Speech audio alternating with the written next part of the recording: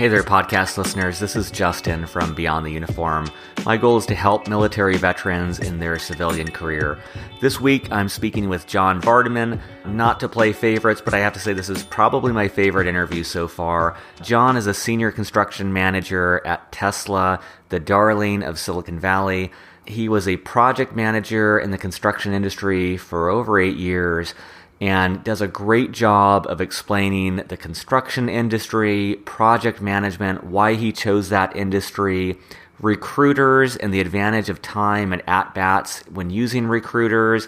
Also grad school. I just thought it was a very balanced perspective on the value of gaining experience prior to jumping into advanced education, as he had a couple years at construction under his belt before he got his master's degree at Stanford in design. What I really enjoyed about this too is having spoken with many business school graduates, being one myself. We are jacks of all trade, masters of none.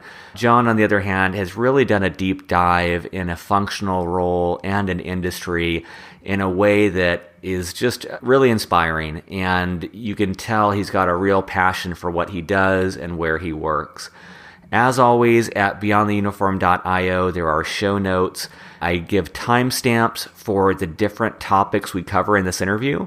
So if you do want to just jump around to the items that may be pertinent to you and your intentions, feel free to check it out at beyondtheuniform.io. But I think this one's well worth listening to straight through.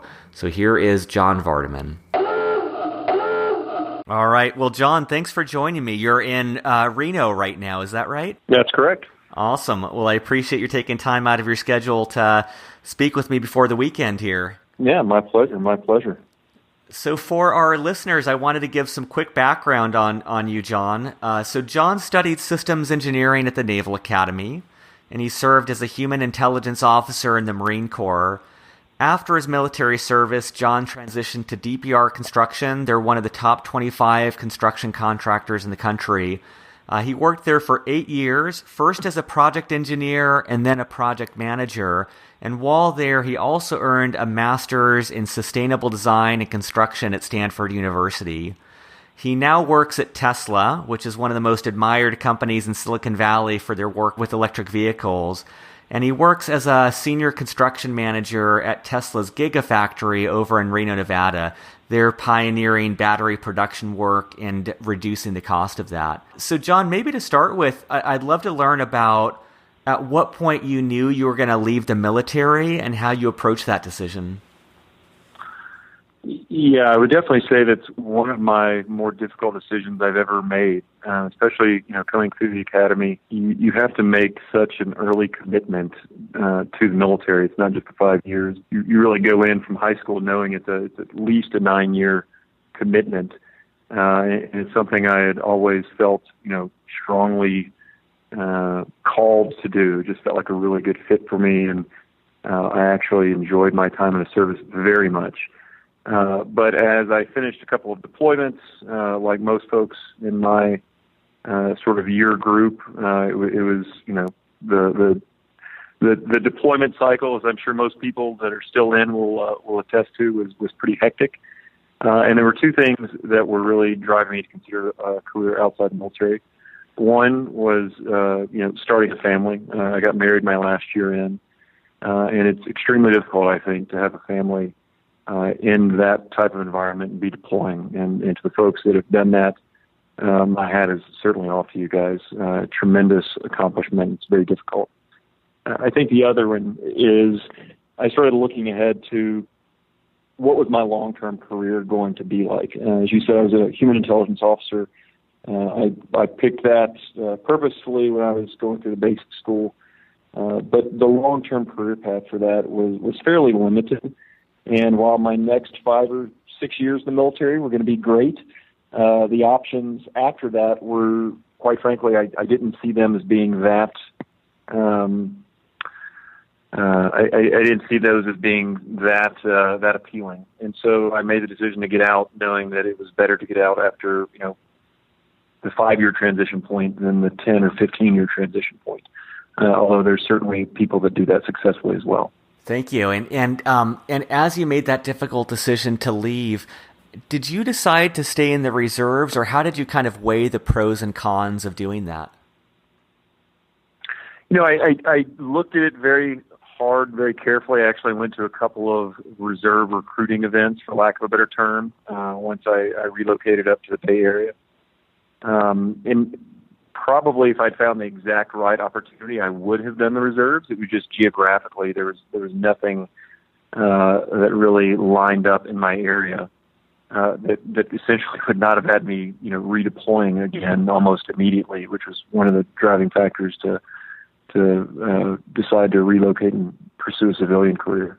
So ultimately, I just went with the all-in option of not being in the reserves and just sort of fully committing to life outside the military.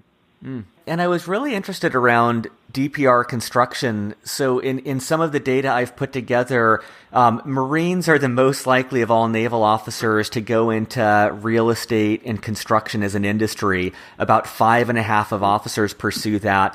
And then at the same time, and we'll get into your role there, but you've done this program and project management type functional role, which is the third highest functional role amongst naval officers. About 10.5% of veterans pursue that. So maybe to start off, how did you go about finding your first job?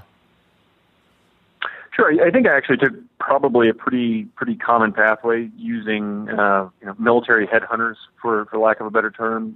Lucas Group, I think was one of those. I used 2 or 3, quite frankly, just to get as much experience as possible. It can be pretty intimidating going from the military to the civilian world, not having any experience in that. So I just wanted to get as much exposure to the interview process as I could. But that's the primary way I engaged various employers when I was out starting my job search. What did you like most about the recruiter programs, and what did you like least about that? Well, I think the best part is there's a wide variety of companies to choose from. They come in looking for military experience, and I think they value that. So you don't have to try and kind of justify, what value a military background brings, because the companies come in knowing that that's what they're going to get. They value that. They want that. You still have to go through sort of the translation part of translating, military qualifications into the civilian world and helping them understand that. But they certainly are advocates, if you will, and they're supportive of what you've been doing the past few years, and they desire that. I think probably the least, it was just at times you can feel pressured is probably too strong of a word and does a disservice to the recruiting companies. But they're obviously there as a business, and they make money by getting you hired. So the sooner you get hired, the better it is for them. And I don't fault that for them. I think that's one of the things you realize as you move into the civilian world, that it's not a bad thing to want to make money and have a successful business. But you just need to be honest with them, and you need to be honest with yourself. And if you're not ready to accept an offer, don't feel pressured into that. The right job and the right position will come along, and you have a valuable skill set, and you can find that good fit. And so I would say that's probably the one negative. But even that, it was, like I said, pressured is probably too strong of a word, but there's certainly that possibility. Yeah, it seems like the recruiting agencies do a good job of playing that matchmaker role and kind of facilitating that. And like you said, at least the people you're speaking with then, they are familiar with the military and they want to hire a veteran. And I imagine that simplifies the process. And do you remember how far before you got out did you start to interact with the recruiters, and how long did that process take? Yeah, it's a great question. I don't know exactly, but I would say probably about a year out. Okay. And I was fortunate that I had that time. I don't think it's necessary to have a year. It really just worked out with my unit and where I was in terms of the deployment cycle and staffing levels in my unit at that time that I was afforded that opportunity. I would say at least 6 months, thinking back on it, would be plenty of time. And that's another good thing about these companies is they do help you prepare. I mean, they do resume reviews, they do mock interviews, and again, that's most veterans I think probably have not had a lot of experience with that, in the 3, 4, 5 years that they've been in. So it was tremendously valuable. That's great. How many would you guess companies did you interview with? Oh, geez, I probably did 3 or 4 hiring fairs. So I would say maybe 20 companies, honestly. And again, that was probably a little overkill, but I wanted to really see what was out there. And oftentimes these things happen in a relatively short period of time. And I just dedicated, an entire day to interviewing with as many companies as I could that I thought might be good to work for. That's great. I mean, I view this as an entrepreneur from the fundraising process, and one of my advisors had just talked about wanting to get as many at-bats as possible and just get in front of as many investors as possible to boost your chance of a fundraising. And it sounds like what's great about your having had that year is you were able to get in front of so many different possible employers, and not just for your own practice, but I imagine that allowed you to get a better sense of which people you liked more, which industries you liked more, which job, because you're just constantly able to compare them to each other. And so it sounds like that put you in a pretty strong position then to decide on one that you really liked. Yeah, that's exactly right. Exactly right, Justin. And I think, it's a bit analogous to, every different branch of service has a slightly different personality. And then, as you've spent a few years in your particular branch, then each, occupational specialty or each warfare specialty can even have its own personality. And the civilian world is no different. Different industries have, different sort of cultures, and even within industries, there are different companies. Google and Intel are different companies. They're both successful, but you need to find which one you fit with, both in terms of an industry and a company, for your personality and your passion. And I think the only way to do that is just getting as much exposure as possible. I agree. And what was it about the role or the industry or the company that really drew you into DPR Construction? Well, one, I knew I wanted to be in a program management or project management role, either in construction or in some type of manufacturing. And as you said, I think you said that was the third most popular sort of industry or career path for veterans to select. And that's not a surprise hearing that statistic, because for me, I felt that as an officer, a lot of what I did was sort of project management. It was planning. In some cases, planning to invade a country or do some fairly extreme operations. But when you broke it down to its core elements, it was project management. It was coming up with a schedule, getting resources, and then going and executing on that. And I really enjoyed the intellectual side of that and making things happen. So I focused my search around those manufacturing and construction companies. Ultimately, sort of decided I wanted to do construction just because I really have more of a passion for that. I mean, I love the fast-paced nature. I love seeing something come out of the ground and the tangible result, and then moving on and doing it again, and everything's a little different. And then you start focusing on the company you want to work for in that particular industry or sector. And for me, DPR was a good fit because it had a very open culture, and it was sort of based around small teams and a very flat organization, which I really appreciated. It was a little bit counterculture to the military in that it was a Bay Area sort of based organization, and it was very flat, very little hierarchy. Everyone sat in an open office, and the founder of the company, you just called him by his first name. That's actually what DPR stands for. It's the founders, Doug, Peter, and Ron. It's their first names. So that the culture is very appealing. But DPR was it was a great cultural fit, and I really focused on their message that you would be allowed to progress as fast as your abilities would carry you. So that appealed to me. There was no time and rank requirements, so to speak. And for my 10 years there, they held true to that. So I really enjoyed that. And I just wanted to highlight for listeners one thing that you just slipped in really effectively when you were talking about project manager is you really naturally explained how what you did in the Marine Corps and what appealed to you in the Marine Corps, how it was basically what you wanted to do as a project manager.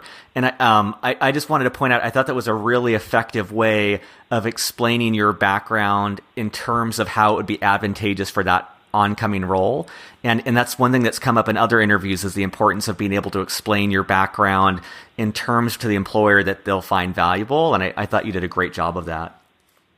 Thanks. Yeah, and I certainly think that's probably the biggest hurdle that I felt as a exiting veteran is translating what I knew and believed to be very valuable experience and skill set into terms that sort of resonated with the civilian world. And I can say once you're on the other side of that, it gets to be very easy, but it can seem a little daunting at first. I guess just for the exercise of it, how would you explain, I mean, you did a little bit of that, but when speaking about your Marine Corps experience or just military experience in general, how do you think that plays into a project management type role? Well, I think if you've been in a position where you're, a unit leader and you're responsible for managing a budget and a schedule and hitting certain objectives that you're given, those general terms, I mean, I don't even remember what the specific terms are from the military. It's amazing how quickly you sort of phase out of that. But you're hitting your quarterly training and your annual training requirements. I mean, that's very analogous to, and those are generated by training command or your higher headquarters. Those are very analogous to hitting various production or even sales goals that are generated by your internal organization in the civilian world. Managing people and writing performance reviews in the civilian world is no different than, small unit leadership and fit reps in the military world. And so I think employers understand that you have a background in that. If that is indeed your background, I think is very valuable for them when they understand that you've been in those positions. You may not know exactly how to run a manufacturing plant, but you know how to go out and find resources and use those resources to meet objectives that are given to you. What stands out about that too that I love is kind of the sense that numbers are the universal language. And I was literally just helping my cousin with her resume, and she's in health services, which I know nothing about, but it's amazing when you just start breaking down anything that's numeric of, what percentage growth did you see, or for an inspection, did you improve? Anytime you can break it down into actual performance metrics, you don't even have to know the industry. You can just look and say like, okay, this person has a track record of making things better or meeting deadlines or lowering costs or whatever it is. And so one of the things I liked about what you said is trying to tease out those numeric details where possible, because then it's easier for someone to understand a kind of a history of excellence or a history of performance, which will translate to any job. Absolutely. I've yet to encounter a business a successful business that didn't track and value metrics. So I think anything you can pull from past, performance reviews, fit reps, just notes you kept, and use that in both your resume and then in just interviews as examples. It's tremendously valuable. That's great. And for those who are on active duty who might not be familiar with a project engineer or project manager role at a construction company, what was that day-to-day life like in terms of just, I don't know, hours, teams, just painting that picture of what life was like? Yeah, I mean, I think one of the reasons a lot of military personnel might be drawn to construction is that it can be very analogous to sort of a military hierarchy or structure. And I say that in the sense that you have sort of an office side and a field side, which in some ways, and this is a loose analogy that kind of equates to an officer side and an enlisted side. So I would have a general superintendent for a project who was kind of the senior enlisted for that project. As a project manager, I was sort of the unit commander.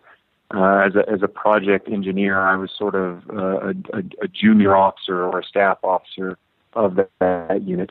The other superintendents and foremen in the field were the senior enlisted and non-coms and whatnot. So I think that type of relationship back and forth makes a lot of sense, just sort of intuitively for folks in the military. And it's not, it sort of loses its relationship after a while, but it helps you kind of get started and know where you're coming from and kind of how to relate to folks. That's great. And did you have to travel, and like what were the on average how many hours per week? Just stuff like that I think is always interesting. Sure. I was pretty fortunate in that I did not have to travel. And that was, I think you really should seek that out during the interview process. And most companies I think are pretty honest about that, if that's going to be a requirement or not. And for me, it was something I was trying to avoid initially in my career. And then hours-wise, I worked, I'll probably say I worked just as many hours or probably a little more as I did when I was in the military. And I probably averaged about 50 hours a week. Some weeks it was a little more, some it was a little less. And I think, again, just sort of drawing those analogies between the military and construction, building a project is a bit like deployment. You go through sort of this, you go through a cycle where you might be working 12, 14-hour days, and then you get to a steady state in the middle of the project, and it's not as hard, it's not as many hours. As you're finishing up a project, again, you kind of ramp back up. And then when the project is over, hopefully you get a little bit of downtime. So it's kind of analogous to a deployment cycle in my mind. That's great. And for this, let's say like the first couple of years out of the military, in what ways did you feel ahead of your peers because of your military service? And in what ways did you feel like you were behind your civilian counterparts and had to catch up because of the military service? Yeah, that's a really great question, because I had a lot of good conversations with my peers as I started working. I was very fortunate that I landed in a company and on a project where I had 4 or 5 other guys that were all sort of my age range. We'd all graduated, college around the same time. They'd obviously not gone the military route, and they'd entered construction immediately. And they certainly had a huge technical advantage over me. And I think, just like when you go into the military, you have to spend so much time just learning the jargon and the acronyms and sort of the lingo. The civilian world is no different. And so, just focusing on that and getting them to help me with that, and understanding, every industry and every company has a process or processes, and learning how to navigate those. And, even learning that, especially out here in California, that it's okay to just call everybody by their first name. Some of that practical advice they could give me was tremendously helpful. And it's actually a lot of things you can just make up with through good old-fashioned hard work and effort, and just sort of cramming, more information and kind of taking on more responsibilities to speed up that growth curve, if you will. On the flip side, and they were sort of, awe is the wrong word, but they were sort of envious, I would almost say, of my comfort in dealing with a variety of situations that they thought were pretty stressful, that I think were just sort of commonplace to me, whether it be, there's even in the civilian world, there's still confrontation, personal confrontation, trying to work out issues where you don't see eye to eye with people. There's business stress from trying to hit deadlines and budgets, things like that, just sort of, I think, pale in comparison with some of the day-to-day stresses you deal with in the military, or that you can deal with in the military. And then I think also there's just the leadership you've been exposed to as a member of the military that you may not even realize until you get into the civilian world, and you're just more accustomed to dealing with people and problems and unexpected situations, and just sort of working your way through those. In reality, that can't be taught. It just has to be experienced. And so I think in that sense, I was ahead of my peers. And because you can't really cram that type of, you can't just work harder at that, so to speak. You just have to have that time to get better and experience more of that. It actually allowed me to catch up to them much quicker than they were going to catch up to me, if I were to put it in black and white terms. That's great, man. That's really well put. One thing I'm curious about is I feel like whether we realize it or not, when we're on active duty, we have kind of assumptions of what life will be like on the civilian side.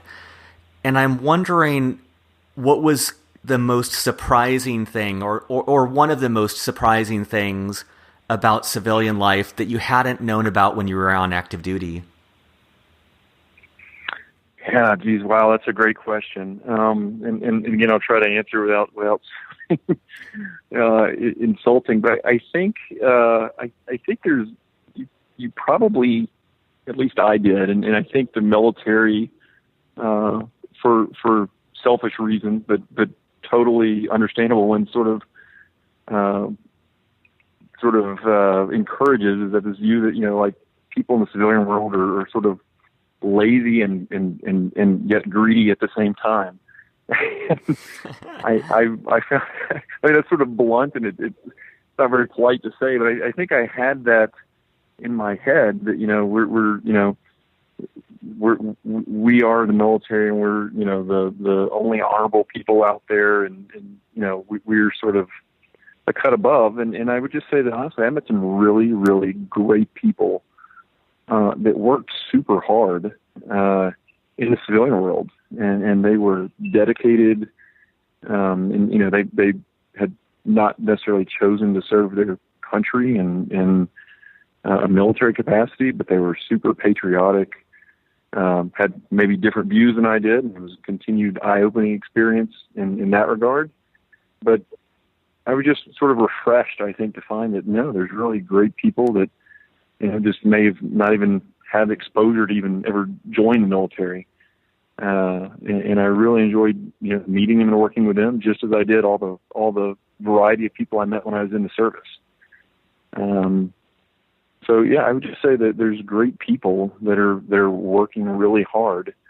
And it's just a different line of work, and be excited about that. Be excited about meeting those people and sort of, joining them and working just as hard.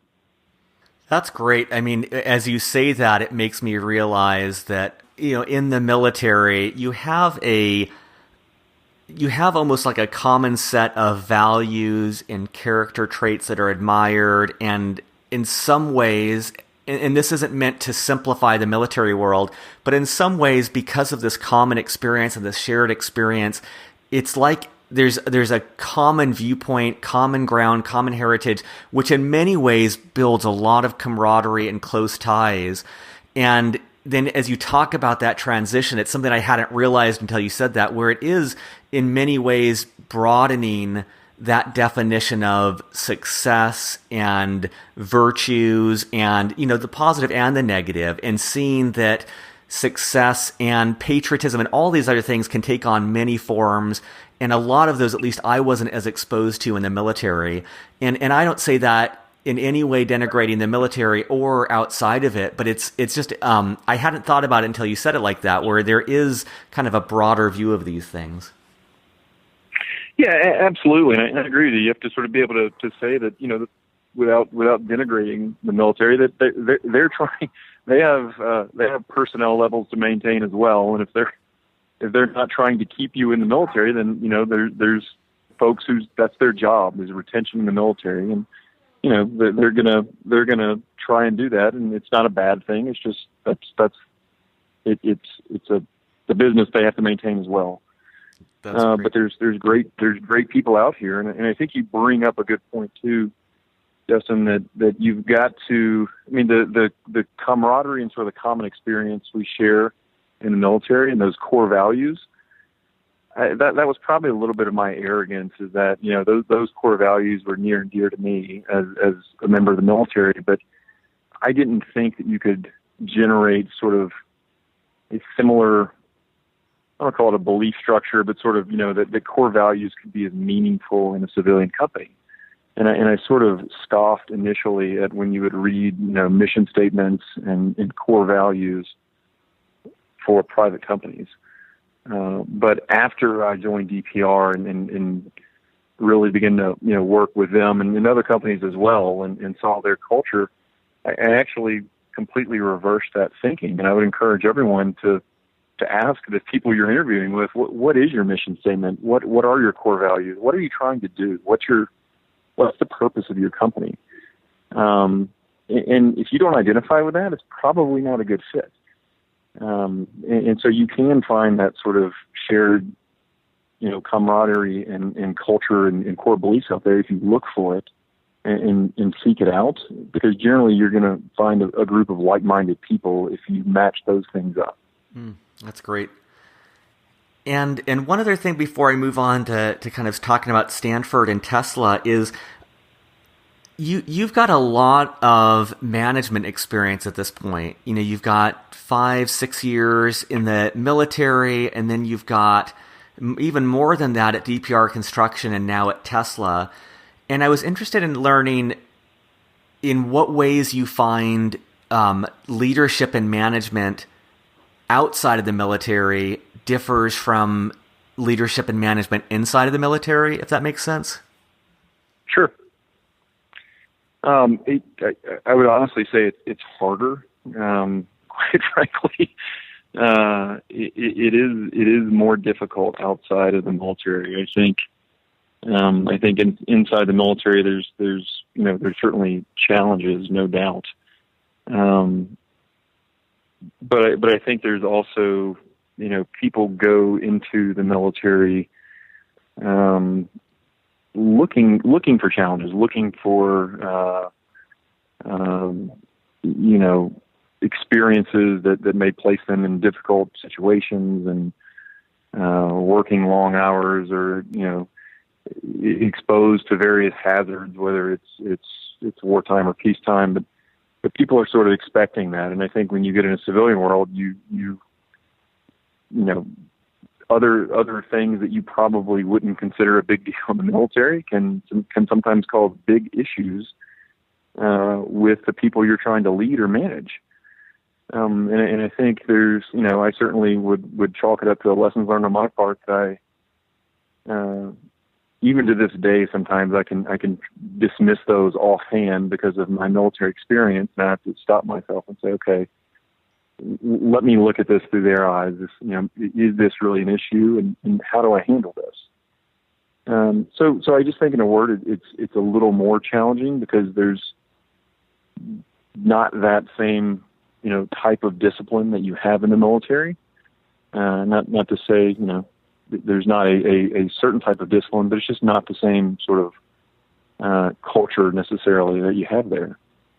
And I would also say that it gets to be in many ways, I'm sure it's just like it is in the military. Had I stayed in and you become a manager of managers, that's also been a new and challenging experience, that as you find yourself even further removed from the tip of the spear, so to speak, yet trying to affect change at the tip of the spear. It can be a very challenging situation as well. Great. And another one of the reasons why I was excited to connect was that you had a decent amount of industry experience before you went on to pursue your master's degree. And it seems like you also did that while still working. And I'd love just to learn a little bit more about that experience. What motivated you to get an advanced degree? What it was like juggling that with while working full time, and just any thoughts in general on that path? Yeah, excellent. I was thinking about that question. Actually, I had surprisingly strong opinions about it for what's a fairly innocuous question. So why I wanted to do it, I think it was probably twofold. Primarily, it was just a personal goal of mine. I'd always wanted to get an advanced degree. I considered law school and a couple of other things, but for whatever reason, it was just personally important to me to do that. Just continued self-improvement, continued education, and just a goal I'd set a long time ago. And then secondarily, it was just a way for me to learn more about my chosen profession.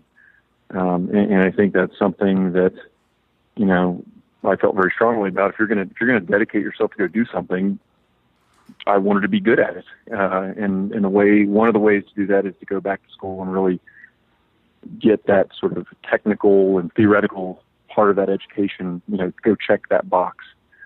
And I did, and it was really valuable. I do think that one of the things I noticed, at least in my graduate experience, is that there was a trend toward people doing that immediately after they finished their undergrad. And I just don't think it didn't strike me as being that valuable. I think having that work experience before you go back to graduate school makes the whole process just that much richer of an experience, because you can really, draw on your experiences, and other folks, can draw on theirs. And graduate school is a much different type of environment than undergrad, where it's really, a lot of what you're doing is driven by the other students in the class and what your own experiences have been. So I think if I had to, if I was able to do it, if I was able to tell folks in my mind, what the perfect way to do it would be, and everyone has their own circumstances, it would be to go out and try to get a couple of years of work experience and then go to grad school, if that's what you want to do. I would also say that I was working while I did it. And again, everyone's in their own circumstances, and I would say that's a lot less than ideal. Not so much just the hard work and the late nights of trying to balance two lives, but you end up not being able to get, you're not getting as much out of your graduate education as you possibly could, because again, a lot of what it's based upon is, interacting with your other students, building those relationships, going and, sitting in other classes from other areas. That was one thing that I had an opportunity to do a little bit of at Stanford. But, had I not had to go, leave right after class to get back to work, I could have gone and sat in on some just, world-class lectures and really sort of sucked the experience dry, if you will, from being at an institution like that. And I just wasn't able to do that. And it was a great experience nonetheless, but had I had the ability to do that without working, I would highly recommend that as well. Just go give it your all and get everything you can out of it. Well, so many things you said, I think are just spot on, and really just a really great measured perspective on that. And coming from the perspective of, my perspective was I came straight from the Navy to go to business school at Stanford. And, in some ways I really appreciate that, because it gave me exposure and gave me a lot of direction in terms of what I wanted to do. And I do look back envious of your situation and knowing, man, if I were to go to any sort of grad school program right now, the amount I would extract from that program is it's a completely different level in terms of knowing exactly what I need to learn and how to apply. And, I just look back on the lectures I sat through, how I was just getting this very superficial piece of it. And now, having been exposed to my industry and my functional role, I could just really, like you said, just suck so much more value out of that. So I agree with you. Everyone's circumstance is different, but there is, a large part of me that were I to go over, do it again, would see the value in getting just at least some work experience first, because it just changes the lens through which you would view that academic environment. Yeah, well said. I completely agree.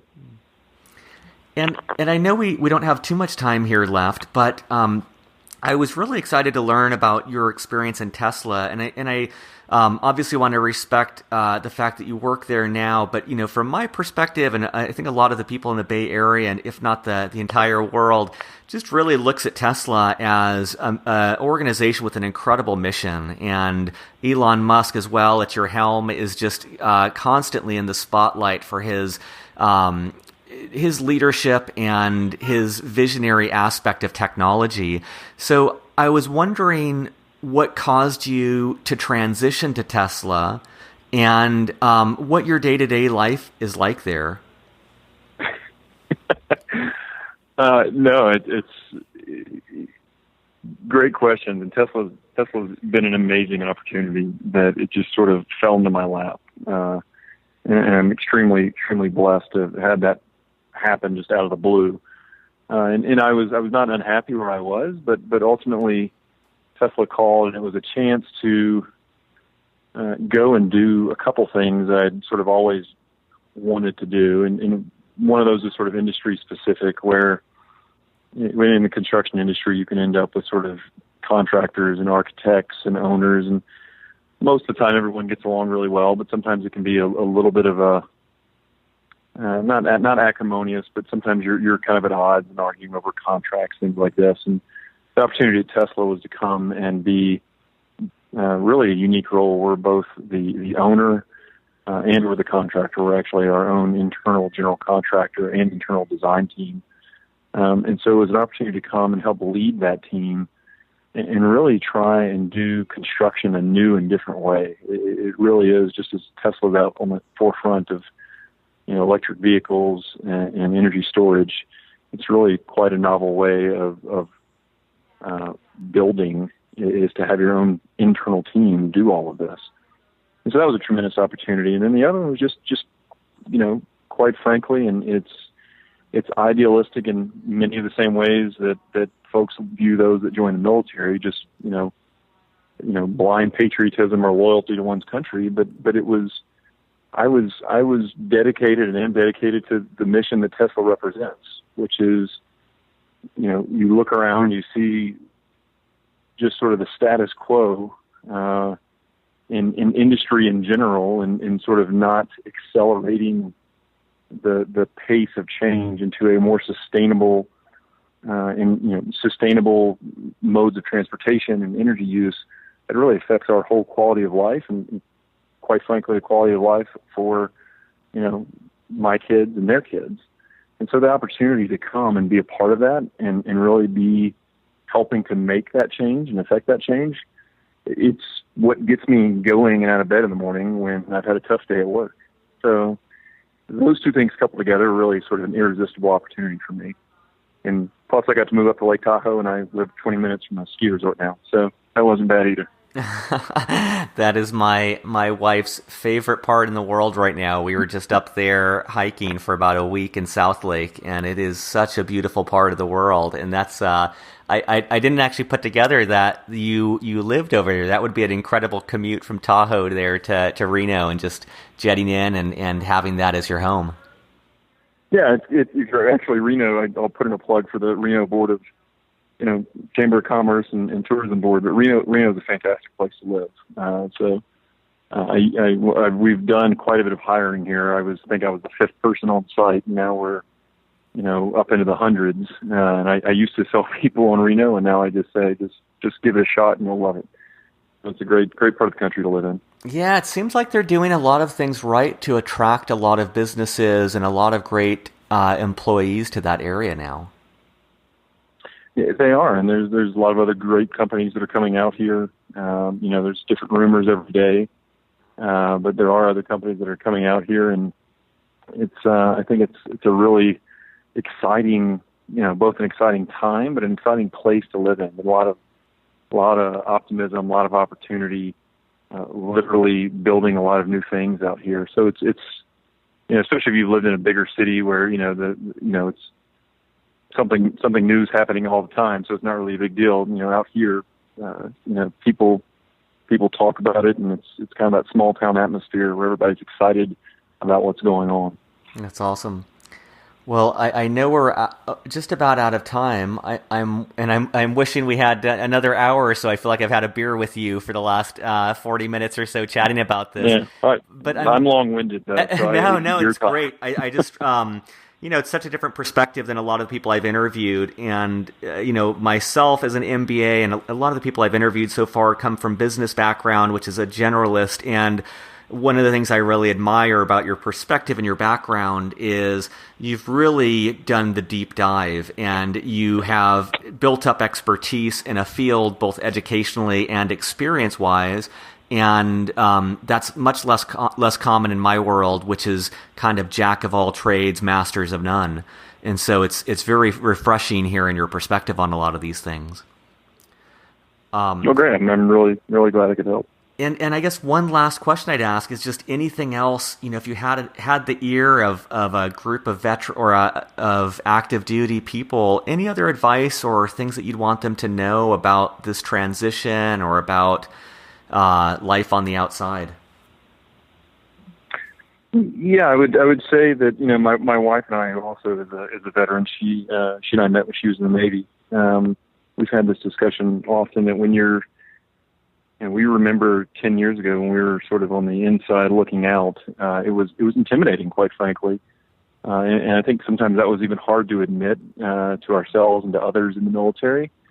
It was a little scary looking out there at the job market and trying to figure out, how am I going to make this work? How am I going to make this happen? The military's told me how much I can spend on housing for the last 5 or 6 years. I mean, there's a lot of intimidating things. It just looks very strange.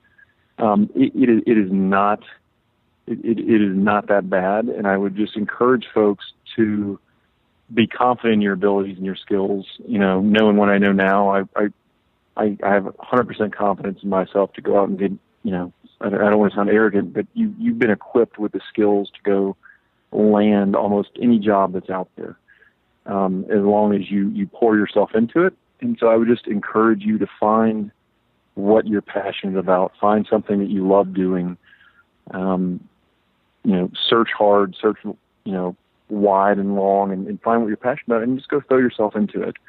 And you can make tremendous contributions to your country and to society, even though you're not wearing a uniform.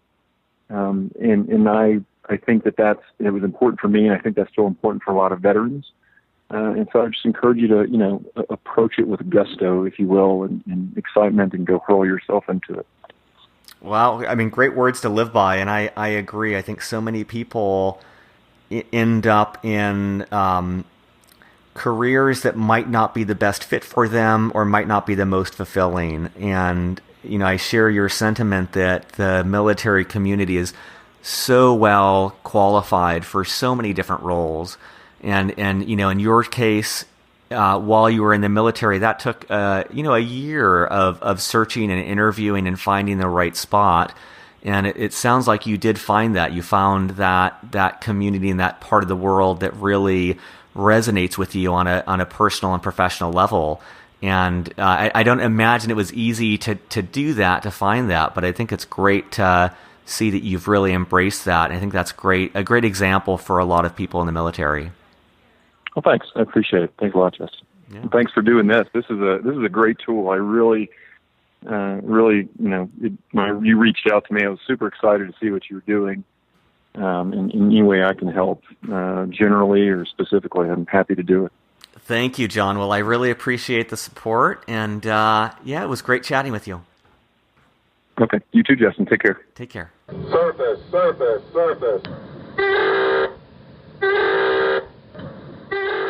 All right, folks, thanks for listening. Before you go, a couple quick announcements. First of all, if you like this show, if you find value in it, I would really appreciate a healthy rating on iTunes. It helps get this further.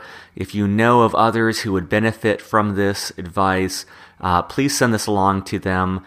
If you have any advice or feedback for the show, you can find me at beyondtheuniform.io/ping, heralding back to my submarine days.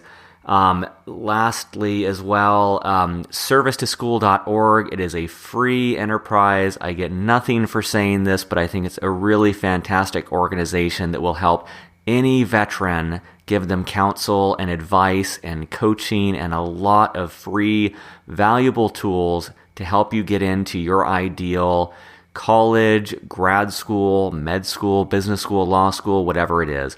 Check them out at servicetoschool.org. Thanks, and talk to you soon.